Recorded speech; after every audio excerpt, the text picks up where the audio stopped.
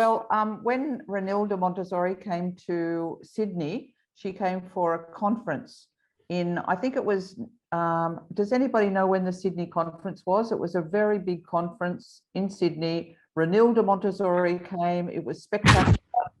I think it was 1999. I don't think it was 2000 because I think it was just before year 2000. And I was so excited because Renilda Montessori was going to put her foot on Australia. And I was really like going, oh my God. You know, I'd tell my husband, you know, George, Renilda, the granddaughter of Maria Montessori, is here. She's put her feet down on this country, that we're on the same country. Like I was really like over the top. I couldn't wait to get to that conference. Anyway, when I was at the conference, the first evening, there was a group of, it was the heads of schools in Sydney. I don't think anybody flew up from Melbourne or came from Brisbane, but there was a group of maybe at least, I don't know, 35, 30 people. And they were all talking. It was like a forum and everybody was discussing things with Renilda. And I was very, very excited being there and couldn't wait to shake her hand and go, you know, hello, you know, glad to meet you. And at that meeting, they were talking about high schools and how unfortunate it was that we just don't have any high schools in Australia, and Montessori high schools. And I confirmed that, you know, like I go along with, you know, anything that I know, I seem to be one of those people that want to pass it on to others very quickly. Like as soon as somebody tells me something, I think, oh, other people should know that. So I tell them. So as soon as I found out that there was no Montessori schools, and I'd just done the course, I did my Montessori AMI course 3 to 6 in 1992. So I was a very AMI advocate. I used to write articles for the Sydney Morning Herald saying how great AMI training course and how wonderful training teachers was and how important it was in Australia and education. Anyway, at this forum, I said that, yes, there's no Montessori high schools in Australia, and everybody agreed. Anyway, the next night there was another function for Renilda, and I took my children. I took Jennifer and Bahia. Bahia was, she just got married on Saturday, but at the time she must have been about, I don't know, 3 or 4, and Jennifer would have been about 10. So we were at this function and I couldn't wait to see her, and I was with all my colleagues because all the AMI colleagues are buzzing around her like she's the Madonna. And somebody came up to me and said, look, I want you to meet this lady, Mrs. Dyker, you know, and I'm thinking like, look, I'm here with all my colleagues. You know, what are we talking about? You know, you're going to introduce me to what looked like a very old lady that, you know, what is she, you know, what? So I bent down to listen to her and she said, hello, I have a Montessori school that goes from 3 to the International Baccalaureate in Western Australia. I couldn't, like, I heard exactly what it is. I go, oh my God, I know what the International Baccalaureate is because my husband is Lebanese, and in Lebanon, the International Baccalaureate is higher than just finishing school. It's very well respected. So when she said that, I thought, what? Like, what are we talking about here? We're talking about a school that goes from 3 to the International Baccalaureate, and it's all Montessori. And yesterday, at that meeting of all the heads of schools in Sydney, nobody said anything about this school. Like, I was really a bit shocked. By the end of the evening, I saw Josie Ludwig, And I said, I could see that Mrs. Dyker was an interesting person. And I said, Josie, could you mind, it was like minding her. I go, Josie, can you, I'll introduce you to Mrs. Dyker. And Josie goes, oh my goodness, Susan, I have been wanting to meet this. I went to Perth, especially to meet Mrs. Dyker, but the people at her school said she doesn't see people. So I go, okay, well, she was really happy minding her.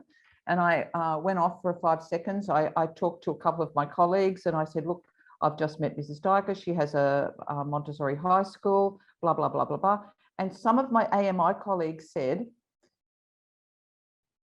if you talk to her and develop a relationship with her, we will never speak to you again. I'm going like, Jesus, that's a little bit, you know, yes. So it was to me that, it was a few people that I went up to and they basically said, you know, like, don't, but I had to go with my God, a high school that goes from 3 to the International Baccalaureate. My introduction to Montessori education was through reading The Absorbent Mind. Mm. And when I read The Absorbent Mind, all I could think of was, oh my God, this is exactly the kind of education that I need for my family. This is just being able to imagine the spirit of the child and acknowledging that there is more than just going to school and learning knowledge. It's more, it was what I don't know, I just thought that this is exactly what I've dreamt that education should be like. So I asked Mrs. Dyker if she'd like to come and stay with me because she was living in a youth hostel and she'd come over to Sydney because Renilda had invited her to the conference in Sydney. So I said, would you like to come and stay with me rather than staying in the youth hostel? And she said, you better go home and ask your husband. So I went home and I asked my husband and he said, yes, of course. What are you talking about? So the very next day she came to my house and it was dark and it was 5 o'clock in the morning and I had to find her. I'd given her a bed, a room, and I had to find her. She was out in one of my classrooms and she was on her hands and knees scrubbing the floor. So of course, you know, like if she was 80 with you, Vicky, she must have been about 76 with me. So, and at the time I might have been about 50. So to see this oldish looking lady on her hands and knees, I go, no, look, I'll do that. And I'm thinking, why am I doing that at 5 o'clock in the morning? What are we talking about here? And I'm down on my hands and knees, scrubbing the floor, like, you know, the old wax on, wax off. And it was my time with Mrs. Dyker was completely a spiritual transformation. She was leading by example. She was, everything that came out of her mouth, I'm sure I could find in any book that Montessori wrote. She didn't have to make anything up because it was exactly what Maria Montessori had said. So she had not only understood the concept, but she had lived that. So to find out whether, you know, I just, you know, whether my colleagues were right, I decided that I would like to go to Western Australia. And about 7 days later, after the conference, my husband and I got our first American Express card, or whatever card came in the mail, and we decided we could actually buy tickets to Perth and go and see her school, which we did. We went to Perth, like we go nowhere. George is the ultimate Capricorn. He just loves Cancer. He loves staying at home. So when I said, let's go to Perth, he goes, yes, we'll go to Perth. So Mrs. Dyker had introduced Theo and Lagos Zavros, who were the parents of the first child who had gone through the International Baccalaureate at Mrs. Dyker's school. And they had, we went to see them in Perth, and it was just like people. They welcomed us, we welcomed them, we embraced each other. We're still great friends. Like if tomorrow I go to Theo's place, I would feel totally at home, and her in my place too. So we were, like Mrs. Dyker said, I'm going to introduce you to somebody that you'll get along with. So, and that happened. She did say another few things that didn't come true, but you know, she would have liked Theo and I to be the principals of the school or run the school, but you know, I wasn't going to move to Perth. I'm from Sydney, and I believe that I've got a job to do in Sydney, so I didn't ever think of going to Perth. That's some story, Susan. Oh my goodness! I'm confused. If she was invited by Renilda, how do you explain that reaction from other Montessorians? Well, I think it's well, I was a bit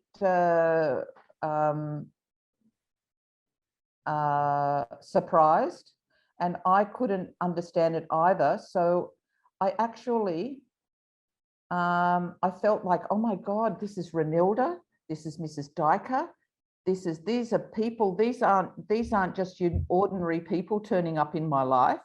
So I actually said, does anybody know a clairvoyant that I could speak to? Like, and I said, and they have to be really, really good, because I really want to know things. So somebody said, oh, there's somebody in Tasmania that you could ring up. So I rang up a lady in Tasmania, and she said that the problem with what's happening now is that people aren't walking the talk. Like those people, like Mrs. Dyker is walking the talk, but the people who I'm around aren't walking the talk. That's why I can see that's why they actually said in Asia, it will be better in Asia because people here don't necessarily walk the talk. And I just took that as, okay, all right, I understand. I have no idea what I understood at the time, but that's what I just felt that, okay. But Renilda knew of Mrs. Dyker. And so Mrs. Dyker, when she decided that she said that she would train me and she would train the people around me if I could organize a group of people. And there was, of course, there was the wonderful Elizabeth Gore, Josie Ludwig, because Josie was at Elizabeth's school, Alex, that we all know, and all the teachers down in, oh, that's right. Before Josie and Elizabeth, I rang up Wilma Greer. Does anybody know Wilma Greer?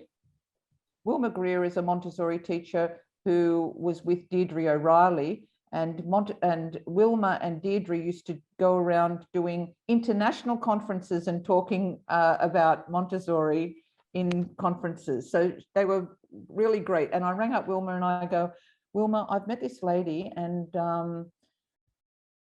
she's got a school that goes from 3 to International Baccalaureate. And so Wilma went on talking about something. I go, Wilma, you're not listening to me. Like, this is really big, Wilma, listen to me. And she goes, make a study tour, do a study tour. So I go, okay. So I got about 8 people together, 8 to 10 people. And Marion O'Donnell was one of those people. So I met Marion and Dan O'Donnell, because Dan O'Donnell, who's Marion's husband, is a historian. So Marion came, and some people who have passed away now came, but there was a group of people, and they went to see the school. And when I walked through the school, you wouldn't believe it, Vicky. That's why I've always thought that you should go to the school, because when I was walking through the school, it was though I owned it. Like, it didn't feel like it was, it felt like it was my school, and I'm showing these people my school. And like there were things that would happen, like they would burst into song. We were singing. Mrs. Dyker did the violin. She chose the violin because when to be a Montessori teacher, you needed to learn an instrument. So she chose the violin. I play the violin. Pat Hilson plays the violin. A lot of people that I've met in Montessori are associated with music. So we all had that in common. And at one time we were there and Mrs. Dyker said, "Oh, we've got a school flag." And I go, "Of course you've got a school flag. You know, you seem to have bloody everything." Anyway, they brought out this beautiful box. And in the box came out this beautifully folded flag. And I took one end of the flag and somebody took the other end of the flag to show everybody. Does anybody know the flag? It's a spiritual embryo. It's an embryo, and it's got like a white netting on it, and it's kind of in utero, you know. It's just so of course it's like that. Like it. Mrs. Dyker said that to be a prepared adult, you need to work 12 hours a day and then observe the child for the rest.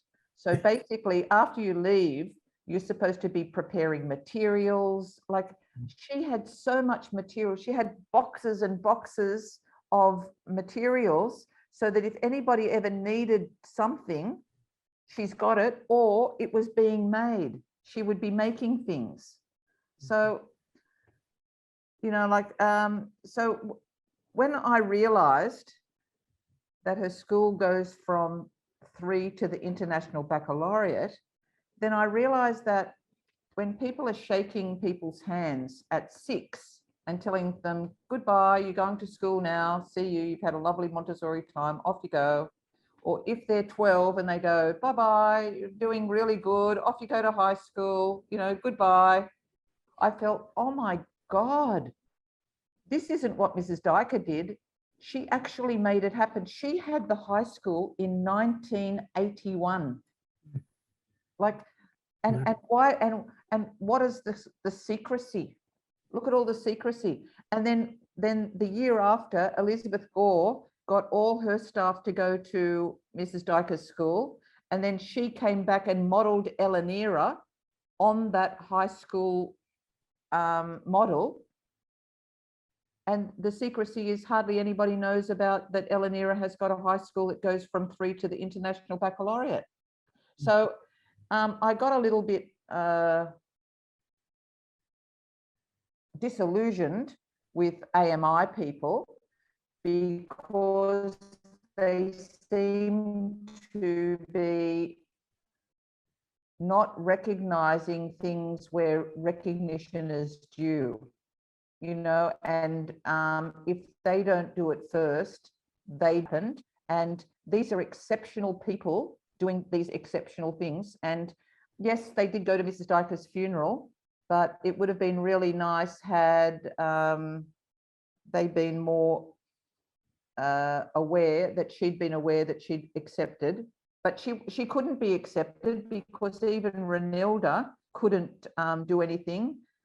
She knew Mario Montessori, Mrs. Dyker knew Mario Montessori, and she'd made beautiful materials, and she sent them to be approved by AMI, and they were never approved, and they were mind-blowing materials. You would never believe they were more Montessori than, you know, than anything that anybody's ever seen. In fact, it was really sad because Mrs. Dyker has had a very, very abused life, I think. When she was 6, she had a burst eardrum that made her deaf in one ear. And I think that she didn't have very good hearing in the other ear, but it was okay. And when she was in Australia, I think Frank, that's her husband, said, "Yes, go along and get your hearing fixed." but, you know, like there was a small percentage or a chance that it wouldn't go right, that something would go wrong. Anyway, it did go wrong and she lost her hearing. So she used to scream at Frank and be really horrible to him. And I used to be there just like a daughter would be, you know, in the middle of you know, these people arguing, but it was okay. So I think that in her life, she has had, not really great experiences to express herself the way she did. Like Josie, when she said she tried to go to the school, but the people wouldn't let her see Mrs. Dyker.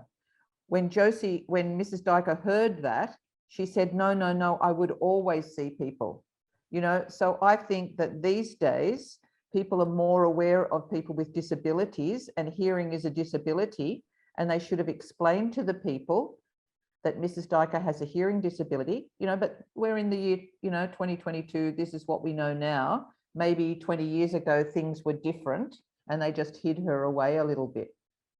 Mm. Yeah. Yeah. Have you experienced any exclusion or any of these political issues that you brought up yourself in your career in Montessori? Oh, yeah. Yes, completely, I think. I think I felt really excluded. I felt very,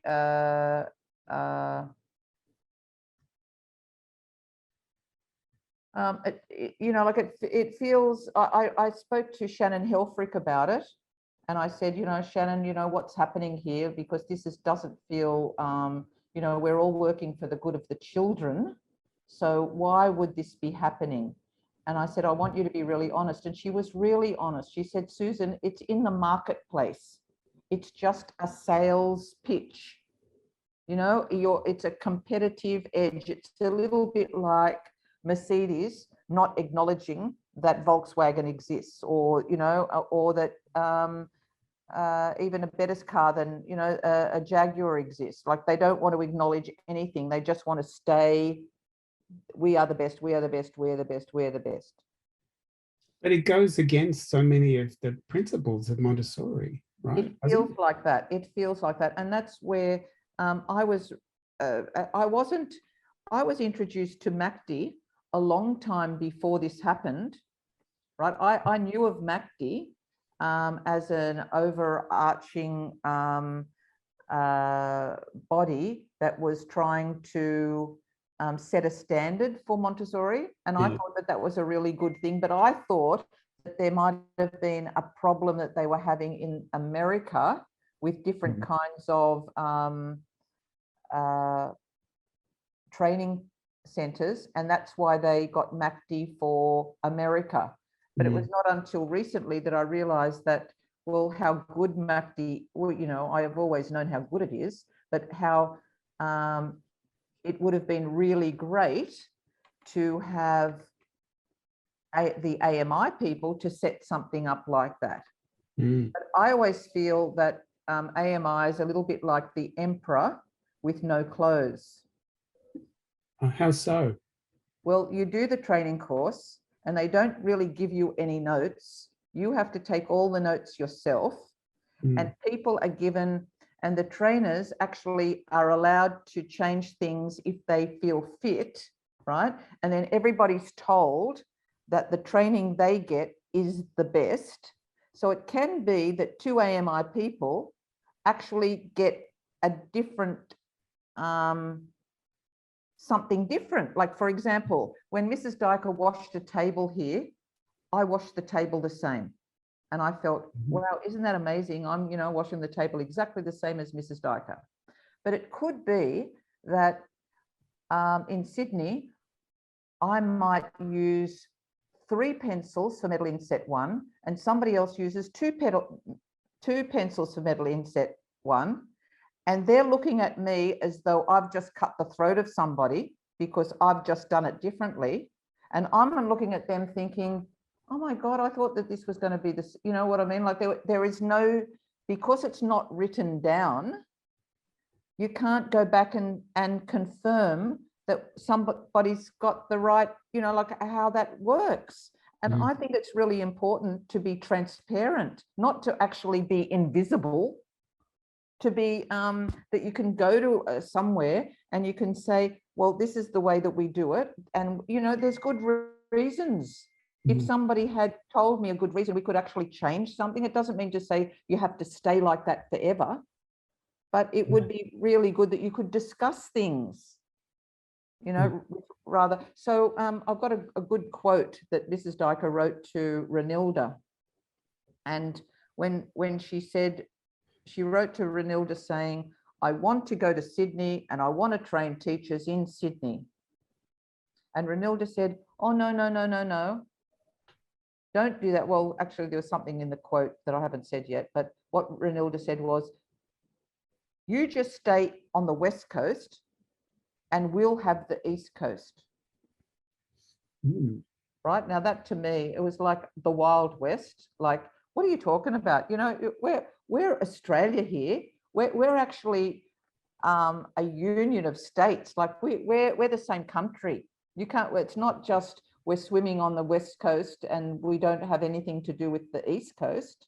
So Mrs. Dyker wrote in our letter, because she wanted me to sign it too, to Renilda, that she proved by the standing of the children that developed themselves in her school that the writings of Dr. Maria Montessori were a correct translation of the cosmic law. And somehow that kind of just, it was the penny that, you know, like little pennies jump into my head and go, oh my God, I wish I knew all the cosmic laws, but you know, like at least it gives you a start, as in, and I was reading The Secret of Childhood one Easter down in Wollongong, and I read the preface written by Mario Montessori. And in the preface, it said that of the legacy of Maria Montessori is not her training course. The best legacy is her writing, her books. So, you know, if I think I read just recently Montessori, a book written by Montessori. It's on Audible, and it's only about 2.5 hours, but it's got all the lessons of a little bit of practical life. It's got all of the sensorial materials. It's got language and a little bit of maths, you know, and everything's in her books. So really people are making such a lot about the training that, and this whole idea that you have to be, do 4 years of extra training to be a trainer, that must have held up the training in Australia. When I met Pat Hilson and I said, while I was doing the training, I go, are you the only trainer in Australia? Like, and she said, and she looked at me as though I was questioning her, but I was questioning, like this was a very valid question, like, what? This is such valuable information. It's a little bit like the whole of Christianity, and one person has got the book and you can only go through them by meeting them. It was just, to me, like, this is very, very sad. There would have had to be at least 100 people or more with this knowledge to get the stuff out. Maria Montessori used to speak on the radio, telling people for nothing, you know, like just yes. So you said earlier that you thought that MACD kind of stepped into a vacuum that was created maybe by AMI not taking that role of setting standards worldwide. Yes. But isn't AMI part of MACD? Didn't they sit down at the table to come up with the standards that MACD? I'm not sure. I would have hoped so. Yeah. I would have hoped so. That's something that maybe you know, Mark, but at the beginning, I just thought that it was a collection. I'm not quite sure whether I heard of MACD from Tim Selden. Yeah. I once went to a like there, you know, other people buy their Montessori schools and they work them as a business, whereas I actually came here when my son was 3 because he didn't get into a Montessori school, And I just needed him to go to a Montessori school. So I asked my husband, you know, get one. And he knew of a real estate agent. Yeah, that's right. And we had no money. We have absolutely no money. We had a shop and we had empty boxes. And so when the bank came to look at the shop, we said, yes, that's our stock. But, you know, no bank manager is going to take an empty box down and look at it, you know, so they all looked like that they were full of stuff, but they were actually empty boxes. So we tried very hard to get this Montessori, to get this school here in Maroubra. And how long's it been running now? Since 1984. Wow. So my son, who was 3 at the time, is now 41, and his 4-year-old, his 3rd child, comes here. It was not easy because it was the first long daycare, and I went along to a New South Wales Montessori meeting thinking that they will tell me what to do, and they said no, that there are no Montessori long daycare. And I go, oh my God, what did I do? Anyway, so I looked up America for examples, and you know, the day in anywhere goes pretty much like, you know, after breakfast you go to school, before morning tea, you know, you're going to do something, after morning tea, before lunch, after lunch, you know. So the day flows, and I could get the gist of the day. And that goes for Montessori too. You know, they still have morning tea, but you just have it whenever you want to during the morning.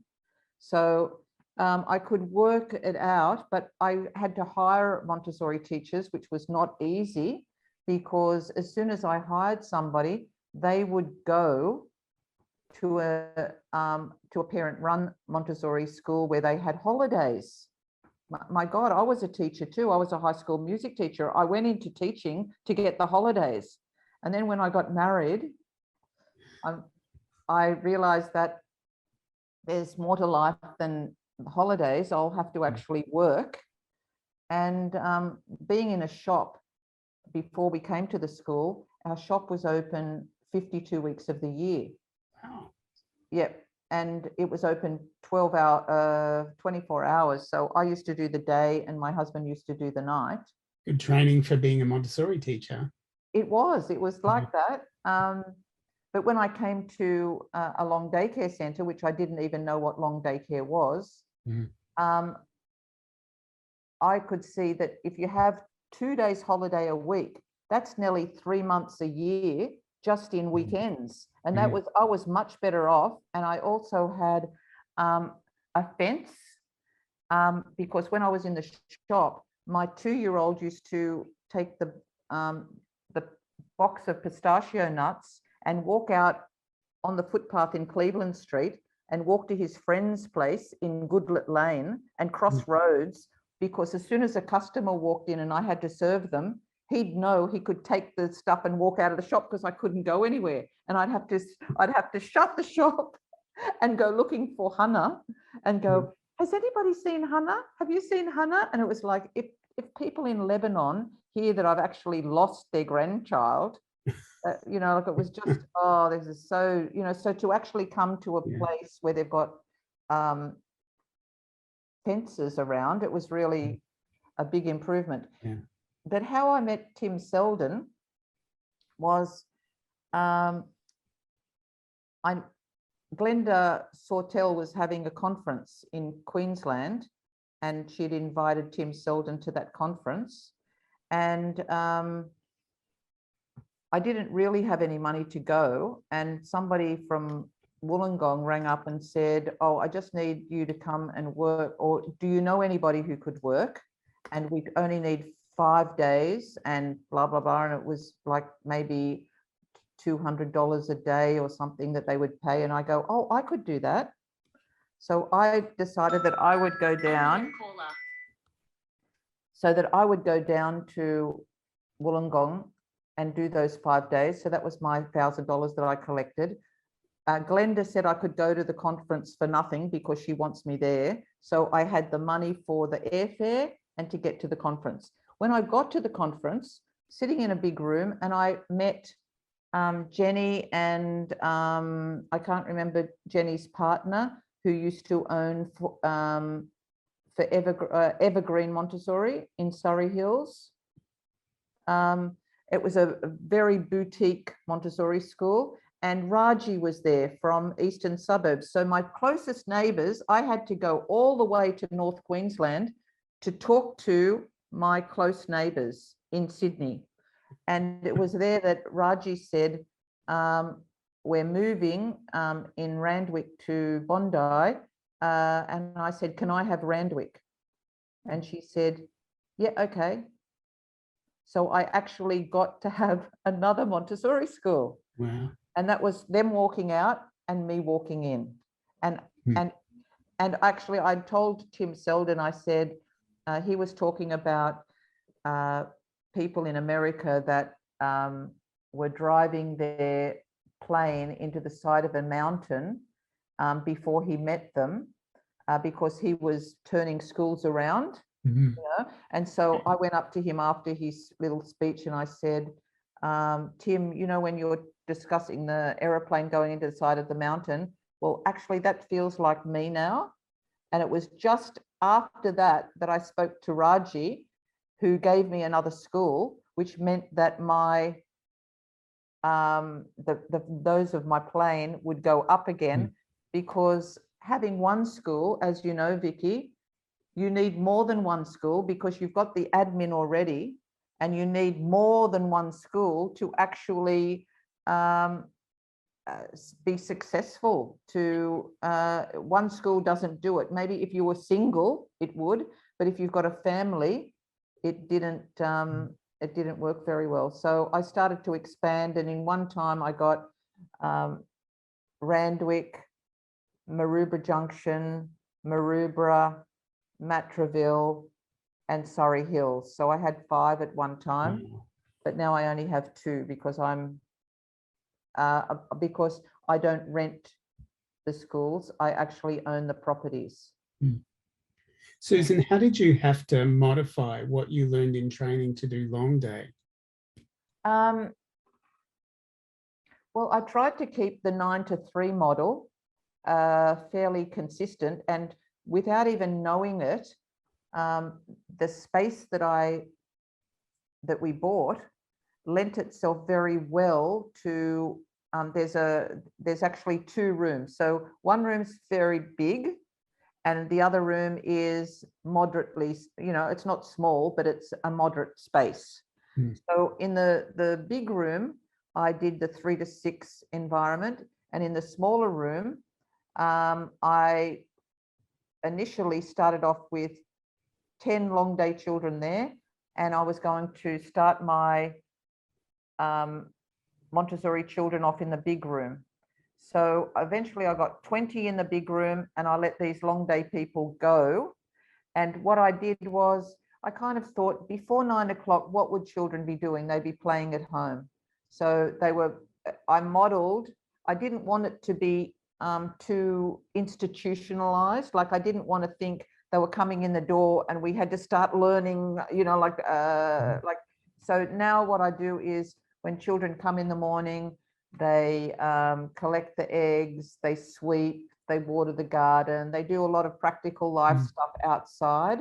By the time 9 o'clock comes around, we could be thinking that we could go inside just to get together as a collection to find out, you know, like to maybe sing a song, or we sing a song that I made up because I think singing is really important. I love singing. And so I made up the song, Monday, Tuesday, Wednesday, Thursday, Friday too. These are the days we go to school. Here we only have one rule: to be kind to one another, respect and love each other. Monday, Tuesday, Wednesday, Thursday, Friday, Saturday and Sunday. Yeah, so, you know, like just a couple of songs before they go and start the morning, or if they've got to show something, or if they want to talk about something, then they start the morning, and they've got double doors so that they can go inside or outside. They have morning tea throughout the morning. And then by the time it gets to be about 11:30, they might walk on the line and then come together and get ready to go out and have a play or lunch. And then the younger children have a sleep in the afternoon, and the older children do more work. That's basically how it was. By about 3 o'clock, we go out to have afternoon tea. And and what I would say is the reason I have it like that, and I didn't have group work in the morning or group work in the afternoon, is because if you're in the middle of something, and your parent comes to take you away, the parents don't necessarily show a lot of respect, like they don't, it's not like it's, we're going home now, the car's out the front, you're coming, so I don't do anything really structured between 7:30 and 9, or between 3 and 5:30. Yeah. So it's fairly fluid. But between 9 and 3, and I feel that the 9 and 3 bit is very much like what everybody's doing in their Montessori schools. Mm. Yeah. Mm. Are you still teaching on the floor? No. I could if I wanted to. There's plenty of opportunity. We seem to be in our field at the moment. There's a real need for casuals and more educators. Everybody's always looking for more people. I could if I wanted to, but I just feel that, I don't know, look, like I was 70, and when COVID hit, this was a big one. When COVID came, I heard the Prime Minister say that because parents are working, we're going to keep all the long day care places open. And I felt, my God, he's treating us like we're just minding children. This ScoMo is a scumbag. And I feel that they're really not embracing the whole concept of long day care.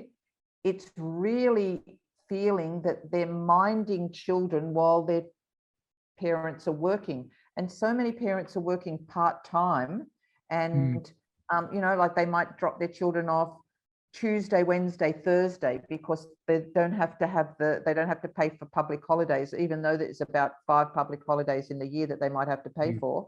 And so therefore, for me, who always wanted people to come Monday, Tuesday, or Monday, Tuesday, Wednesday, or Thursday, Friday, or Wednesday, Thursday, Friday, there's actually a clause in long day care that you have to do what the parent wants. You're there because the parent is working. You sign that to get your funding. You're there to serve the families. So that means that if I'm filling up on Tuesday, Wednesday, Thursday, it means I have to accept children. I have to plug, actually, because if I need to fill those spaces on Monday and Friday, I've got the thing that I didn't like the most, when people used to drop their children off Monday and Friday, I'd go, what kind of people are these? And now I have to actually offer that to people because that's all I have. And it's going a little bit against my grain, what I'm doing, you know what I mean? So when I go out into my schools, it's not exactly the same as it was when I was working there. But I think that if everybody got more training, I think that would be really great. And probably when I start my training course, or the AMPTE training course, maybe I'll have 3 educators from here all being trained. The thing I've always loved about talking to you, Susan, is you just say it how it is, how you see it. Well, You're very straightforward, don't mix words. So what do you see as the biggest challenges faced by Montessori in Australia, or well, at least early childhood? Yep. Well, I think the biggest challenge is the AMI myth, because this is really, really sucking the East Coast down, because in Western Australia, they've got quite a number of high schools now. Mm. Probably AMI aren't recognizing any of them because they haven't done them yet. But this is actually, this is holding the whole, you know, did you know that I was just listening to the television now, and they were, oh, that's right, it was Millionaire Hot Seat. And one of the questions was, what do they call, was it Millionaire Hot Seat? No, it might have been, it was talking about in different, that's right, it was. Different states have different names for kindergarten. South Australia, they call it reception. New South Wales and somewhere else, they call it kindergarten. And in Western Australia, they call it pre-primary. And I go, of course they call it pre-primary, because do you know what Mrs. Dyker used to do? She used to write down letters to the Minister of Education. The Minister of Education in Western Australia knew her. The Governor General of Western Australia knew her. Oh. I sent, when I had a revelation one day, and I was looking at a girl in my classroom do the pink tower, and she did the pink tower, and she did the pink tower, and she did the pink tower, and she did the pink tower, and she did the pink tower, and I go, oh my God, I'm seeing something here. She's can't stop doing the pink tower. So I actually sent 2 dozen long-stemmed roses to Mrs. Dyker that day. And what happened was, exactly at that time, the Governor General was visiting her school, and everybody thought that the roses were for the Governor General. Wow. And they took it and they read it and they go, no, this is Mrs. Dyker. These roses are for you from Susan. Wow. Because I just wanted to say that I think I just saw the child as you see the child. Like this is how she sees the children in her school all the time. They're when you go and you go to their school, they all look like they're say when they're touching the red rods. They're all in a daze. They're in a different world. It's not the same.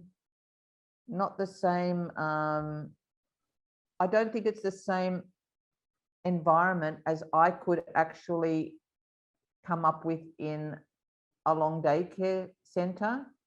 I don't know why, but I definitely know that because of the children coming different days, it would be very, very difficult to do that, because it comes from self-discipline of the children, not imposed discipline. You know, so I think that for children to develop that, it takes special environments, special educators. Yeah. So what do you mean by the AMI myth, and what can be done about it? It sounds like it's something that's really affected you personally. Well, I think it does, because I can see that these wonderful schools are being like, a big thing is a lot of the schools are parent-run schools. So the parent-run schools were in about the 80s, I think, that the government gave parents money, or they could work towards having a community school. And then they started to employ Montessori teachers. So it's a different model. Like, it's not like, I was actually working at a school with Hani and Liz, that the parent body decided that they didn't want to have the high school anymore. And yet this was the first Montessori high school in Sydney. Like, this is a world first. When you do things in the world and it's the first thing, I think that strikes me as something exceptional. But as a parent, they couldn't afford, they had 4 children or 3 or 4 children who weren't going to go to the Montessori school. They were going to go to, say, just an ordinary public high school. And so it didn't worry them that other people would miss out. They, that they don't see what they're doing in that generous spirit. It's a generosity. Like, when people start things and they're starting something like when I was there and my daughter was in the first cohort of children going through the high school, of course I had to think that there weren't older children there. You know, I would have loved her to have those models, but it didn't worry me because I knew that she would be able to be of benefit to others coming through. You know, we were lucky to get through the whole year 7 to year 12. The school was collapsing just as she was doing the high school certificate. So Susan, what do you think we can do to change the direction of Montessori in Australia? I mean, it's in a pretty sad state in Australia compared to other countries, compared to the United States, where it seems to be going under a resurgence, in China, in Thailand. Well, you know, you need the population. You know, in America, you've got a big population. In China, you've got a big population. You know, in Australia, we got pockets of people.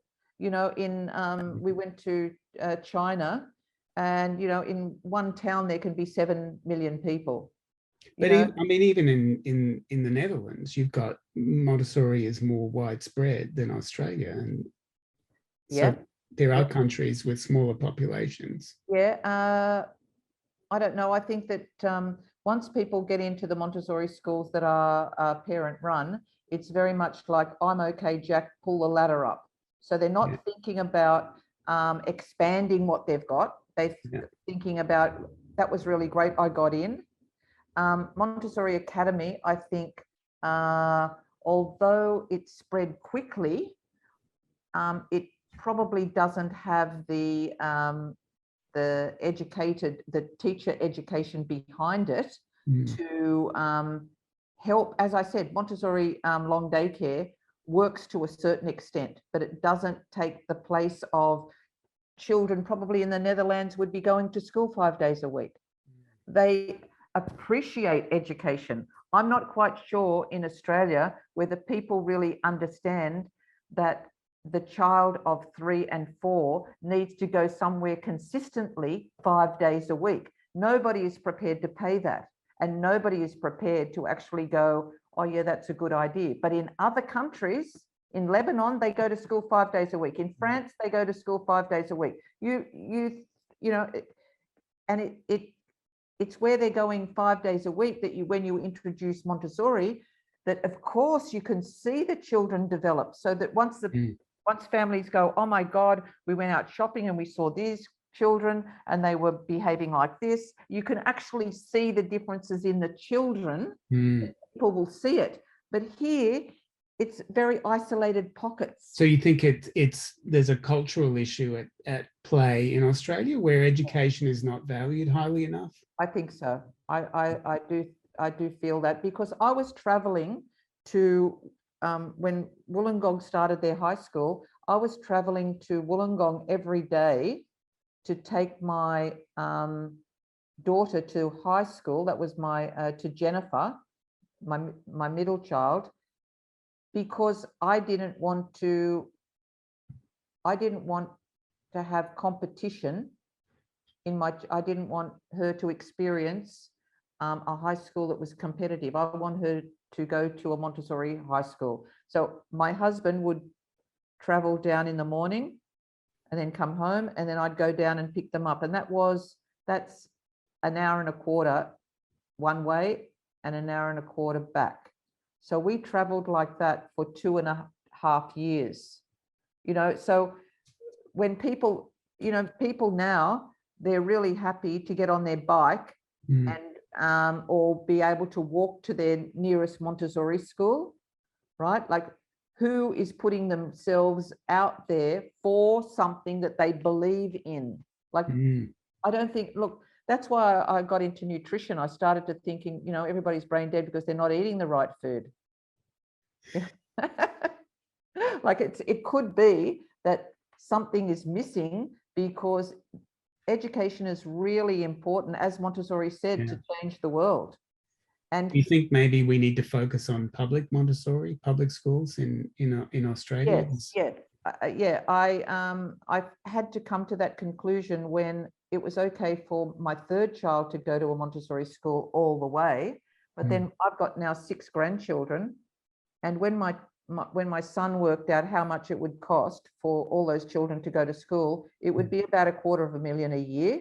And I just didn't realize that, you know, like my husband only promised me a glass of water, you know, and that's kind of shooting for the stars to actually ask him for $250,000 every year so that my children can go to Montessori school. That's a lot. It is. So I do believe that public Montessori. You think Montessori can work in public schools? I think it can, but I think that and it is working in America. It's working in public schools in America. So we could only go by how people get trained, how they do it, and it's also happening in Melbourne. It's happening in South Australia. You know, in Brisbane. That's right, in Brisbane. You know, so this is happening, but you can't make the training. The training has to be very accessible and affordable, and it has to be, you know, teachers meet the needs of working teachers, you're saying. And yes, and in Australia, you know, the teachers really value their holidays, Mark. You know, if they're at all like me, you know, if I stayed in mainstream teaching, I don't know, you know, to actually think that children would listen to me more if I got Montessori training, I don't know, I'd just send them to detention. You know, like you have to actually be of the type of person that wants to change the world. Like when I was little, my father used to think that he wanted to introduce the virtues, or the it was a bit like grace and courtesy. He wanted, he didn't feel that when people were accused of things, or they did things that were wrong, that they were going to banish them or send them away or remove them. And he goes, like, where are they going to remove people that do bad things? To another planet? No, we have to work with them from when they're children. So my father wrote a book called Civilization Hijacked. And in this book, he talks right at the end, he talks about how important it is, how important education is. And God love this guy. He's 97 now, but he says that Montessori is an excellent form of education that could help change the world. So you believe that? Yes, I do. And even in Australia? Yeah, you know, because it's only a matter of time. When I was introducing Mrs. Dyker's school, and I think something happened. I think that the music that was playing was the music for the Titanic. And I go, George, the music of the Titanic is playing. And he goes, it's okay. Everybody still remembers the Titanic. You know what I mean? Like, it doesn't matter how long it will take, Mark. It will happen. My grandfather, who was a communist, said, he used to argue all the time. He used to say, as the night follows the day, capitalism will end and communism will come about. Because all he's talking about is, instead of being competitive, that we collaborate. That's all he's talking about. He's not talking about everybody putting on red clothes and we all have to do the same thing. He's talking about just collaboration. So I come from a family of people who really believe that the world would be a better place in the future. Like, we're all doing things and we're contributing to a better world, which will come about. It might not come about when we're alive, but it can come about, and it's by doing little things. And I think that the planet, there's sometimes, I read things in some books that people write, and I go, oh my God, I was only thinking exactly that yesterday. And I look and find out where these people are, and they're in Canada. And I go, look, everybody's having the same ideas. Like, we're all doing the same kinds of ideas. It's just got to come about. Like, when Renilda was in Australia, I started to get dreams. I started to have dreams. And one of my dreams, it said that I had to tell Renilda that everything is already here. It just needs to be a pouring of the spirit, like it needs to be a spiritual adjustment. And so I had to tell Renilda this because that's what I dreamt about. So I had to get her, you know, she must have thought I was some kind of loony person, but it didn't matter because that's what I dreamt about. And I knew that I don't usually have dreams. So if that was what I meant to do. So I told her that, and I said, look, everything is here. So it means, Mark, that all these schools are here. Yeah. It just needs a spiritual adjustment. It's not a big thing that happens. Like when I have great educators, and Vicky would know too, you get great educators, they really know what Montessori is in their heart. What do you think? It sounds like that there needs to be a political shift too in the Montessori movement. Is that part of what you're talking about? Yes. Yeah, it needs to be. What do you think needs to happen within the Montessori movement Well, you've got great change? people. You've got great people. You know, when you've got Elizabeth Gore talking about the what is it, the Manawapi, or the, you know, the latest statement that the government brings out about education. Yeah.